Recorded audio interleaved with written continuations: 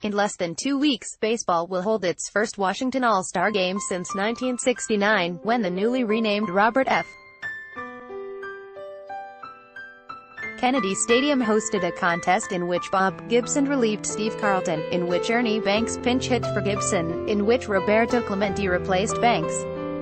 17 future Hall of Famers graced Washington's ballpark for a rain-delayed midsummer classic that featured the best the sport had to offer, Willie McCovey homering twice for the victorious National League, hometown hero Frank Howard countering once for the American League.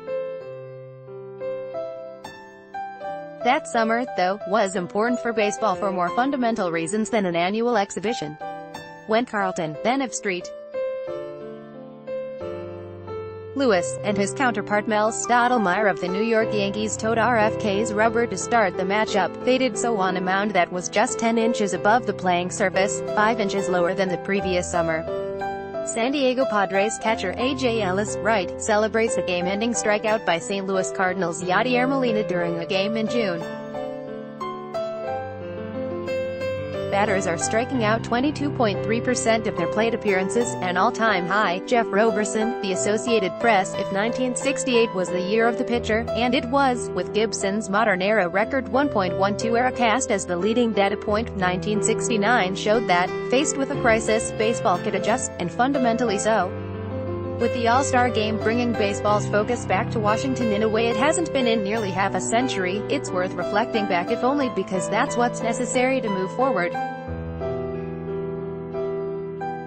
You'll hear it in the run-up to and the coverage of the All-Star Game itself. Baseball is in crisis, it needs to fix itself. Being open to radical change must be part of the process.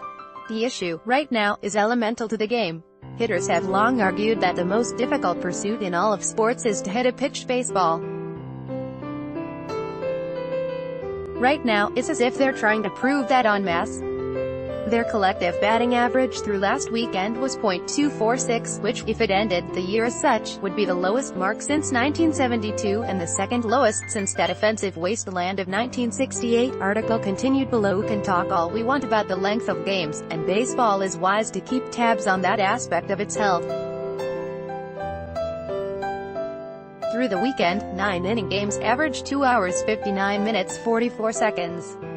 That's long, for sure. But it's also down nearly 5.5 minutes from a year ago. You know what else is down? Attendance, to 28,052 per game, off by more than 6% from last year and would be the lowest average, should it hold, in 15 years. There has to be a relationship, then, between how often hitters are able to put balls in play and how willing fans are to pay to watch them try. Read more. Bryce Harper opts in for MLB Home Run Derby. Unlike most stars, sports fans should be applauding Mike Trout's stunning season. Opinion. Richard Griffin. Mets use 4th of July fireworks to earn split with Blue Jays. Article continued. Below now. Ticket buying trends don't show up in real time. They settle in. Maybe that makes the attendance number more alarming, because the seeds of such a drop-off must have been sown in previous seasons. But the current reality reflects the trends that lead to waning interest. In 2018, baseball games averaged 16.75 hits between the two teams. That number didn't strike me as particularly low.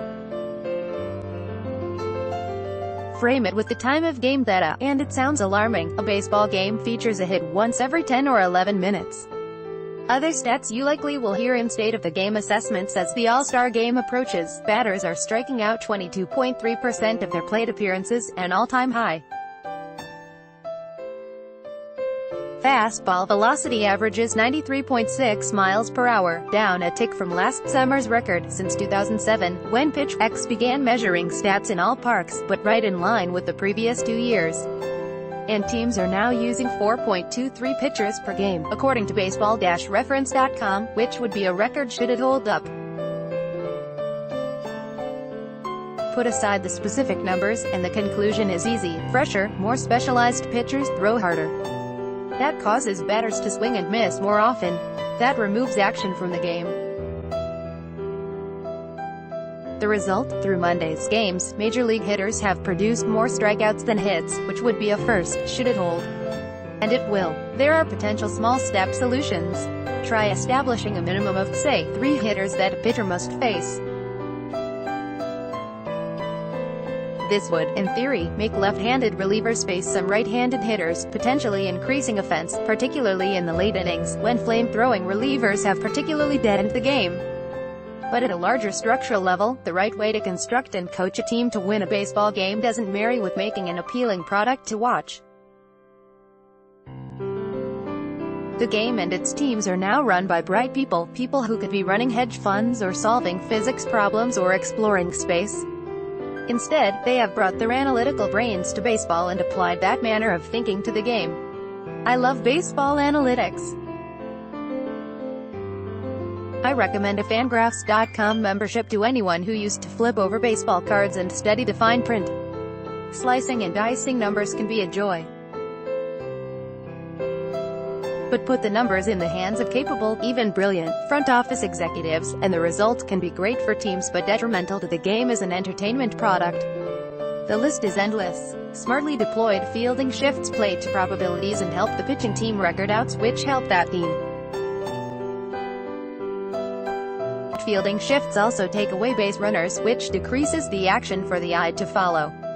Clever front offices concluded that players should sacrifice contact for power and try to hit the ball in the air more frequently, increasing their launch angle, which generates more home runs but decreases sustained rallies and all the subtleties contained within.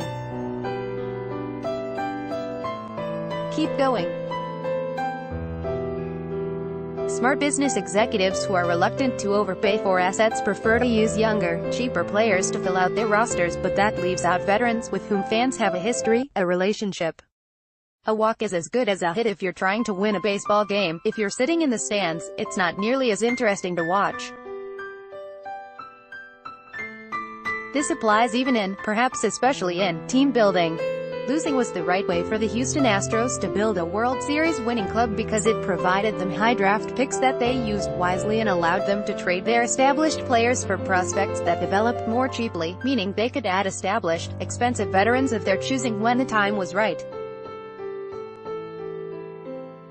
But the fans who watched the Astros play on the road from 2011 to 13, when Houston averaged 108 losses, were punished by having to watch a no-name, non-competitive outfit whose players were trying, but whose front office wasn't.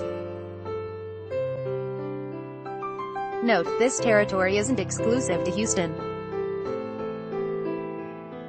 We're looking at you, 2007 to 10 Washington Nationals and 2011 to 14 Chicago Cubs, so something has to give, and it has to be more than pitch clocks. Baseball can't ask its clubs to hire stupid people. The smart people they hire must be asked to identify their role in creating this problem, this game with less action than at any point in a century, and contribute to fixing it. Back to that 1969 All-Star Game. All those Hall of Famers assembled at RFK, they dealt not only with the lowered mound, but with a smaller strike zone, both fundamental adjustments designed to give hitters a better chance. It worked. Teams scored nearly 20% more runs per game than they had in 1968. That's the kind of radical change the sport needs now, whether it's minimums for relievers or requirements for fielding alignments or something else entirely. In 2 weeks, a collection of the game's most important people will be in Washington talking about it. Let's hope they embrace it too.